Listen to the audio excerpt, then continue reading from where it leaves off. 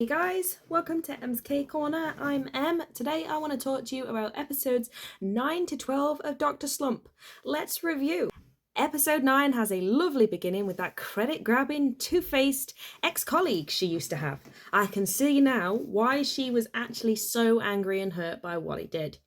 It was a good start. It had me hooked again, and I thought, yep, this is top-class filming, this is top-class acting, this is a wonderful way to get me back into it after a week off. There's a big theme of self-destruction in this one to me that's quite evident, and I think as its main focus is mental health and depression, it is pretty much a cornerstone of that. So therefore, I think it's done quite well. It's quite well portrayed and obvious that this person is depressed. She plays it well, and yeah, I can't fault that. However, in this episode, I began to feel that the amount of gloominess displayed is starting to irritate me.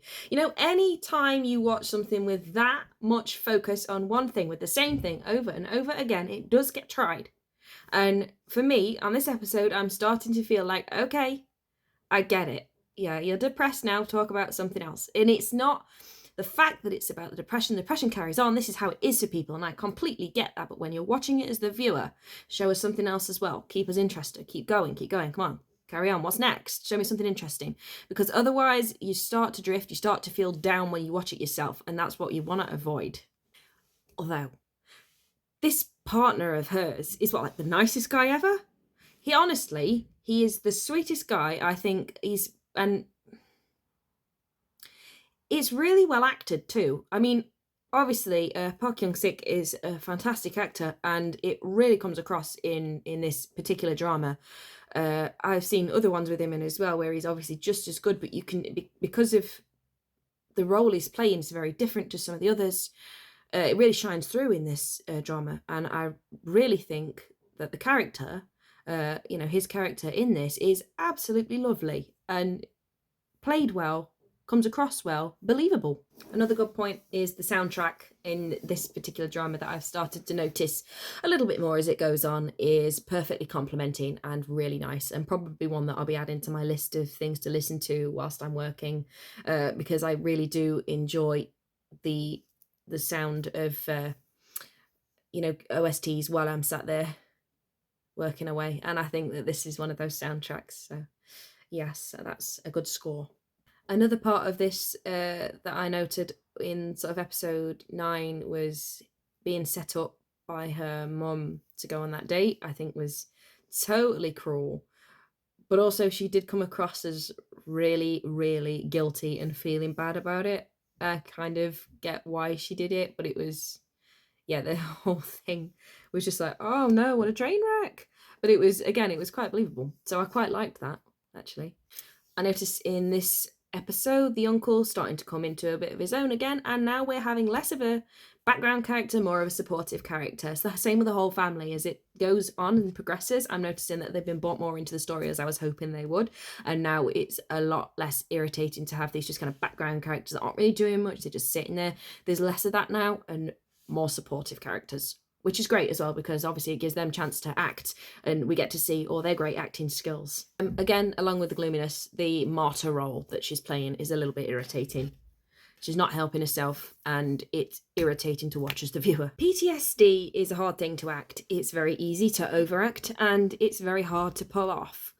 Park Young-sik plays this wonderfully, and I adore the way it's portrayed. I think it was done so understated, but so realistic.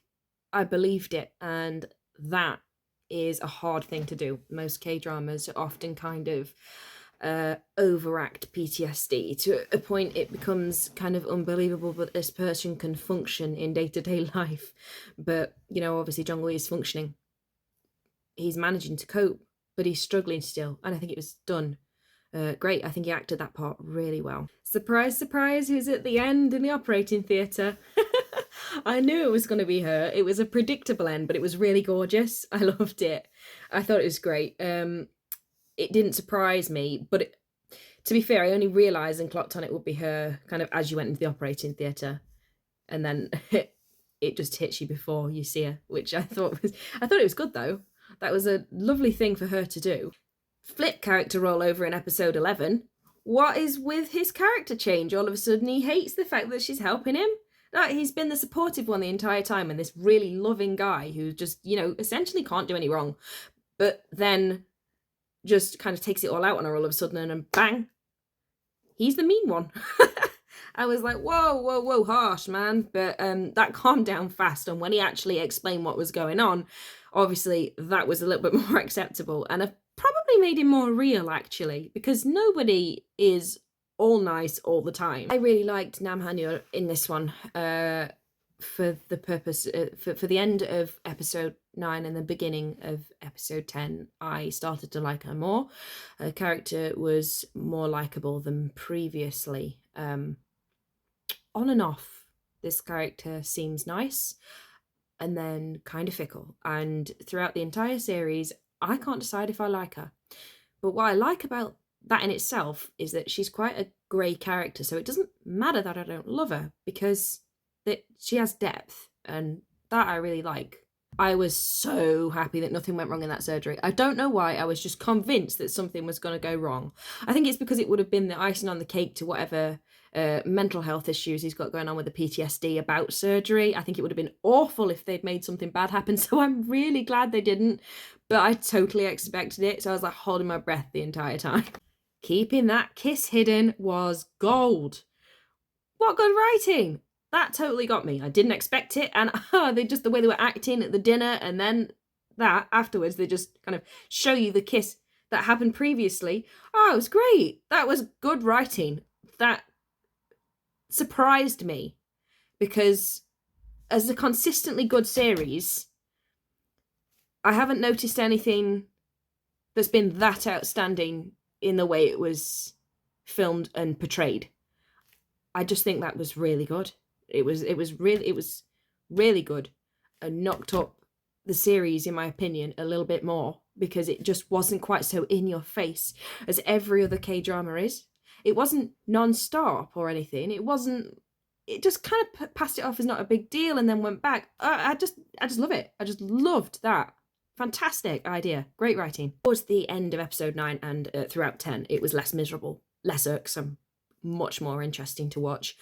And because obviously she started getting a little bit more happier and comfortable with him as well, and you start seeing other sides of both of them, it becomes a little bit more engaging for the viewers, I think, than the previous two. Wow, she literally freaked out in episode 11. Wow, she literally freaked out at the beginning of episode 11. Like, freaked out, like, oh, no, we can't tell anyone just because her mum had seen them. And then, you, as the viewer, we kind of realise we have this idea she isn't going to be bothered. She's more interested in the fact that he's cheating on Hanul. But she lets him take the heat for it. Oh, I felt so bad for him. And I did not like her then. I did not like Hanul's character at all at that point. Don't be a child, grow up. I am not one for filler. I don't usually like those side relationships very much, because it is literally just filling up what doesn't need to be filled. But I am in love with Honrang's side story. It's great. It's such a sweet story. They've included both children and grown this relationship together that's obviously it's close and sweet, but again, it's not over the top. No one's swooning, sighing, or going crazy. It's just such a sweet side story, and I absolutely love that it's part of this, and it just kind of takes away from some of the seriousness of all the other things that are going on in the whole series. Yeah, love that. That's, again, one of my favourite parts of this series, actually. Just briefly mentioning episode 12 as well, we can't leave it out. Pillow fight, hilarious, loved it. What was that? It's very good. Field trip, super cute, love that too. Not entirely sure I'm hot on the school uniform idea, but I completely understand why they did it, and it worked. Again, some really good acting, some fantastic ideas in there. It again makes him come across as super cute, his character. So I think that it's consistent with the rest of the series. Of course, this is taking a darker turn again with the drink spiking, and you start seeing this guy come in again, and he's just some real horrible guy. You know, he's done some bad stuff. And he hid it. Like, it actually surprises me a little bit because his character is obviously super clever, but Yo Jong-woo did nothing about being spiked in the past and continued to be this guy's friend. I mean, as he plays playing a particularly nice character, I kind of empathize a little bit. He's a very nice guy. He wants to believe the best in people. But I've got to say, if I'd ended up in the hospital and I suspected that, I don't think I'd let that go. I don't think I would. But, you know, who's to say what other people would do? Really, drop me a comment and let me know. If your friend did that, what would you do? Why? Why, Hanur? Why would you get in his car?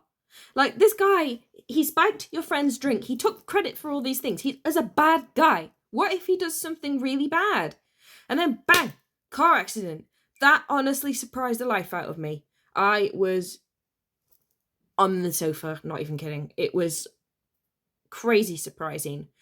I am literally so excited for that next episode. I'm like, come on. I know it's literally coming out tomorrow and I can't wait. I'll be first in line to watch it because this series officially has me hooked. I am taking my review and I'm changing it to a 9 because this series is probably one of the best ones I've ever watched in terms of acting, in terms of storyline, in terms of surprising plots, in terms of understatement, not overstatement, side plots, everything. I love it. I think it's done super well. I think all the acting is on point. I think that the only thing I don't like at times is probably Hanyo's character, which, as I've said, because she is kind of both likable and dislikable, makes her a bit more of a grey character, which kind of is a little bit more forgiving. So yeah, I'm gonna flip it. I'm gonna turn it into a 9. I think this series is great. Give it a watch. Let me know what you think in the comments, and please like and subscribe for more. I'll see you soon.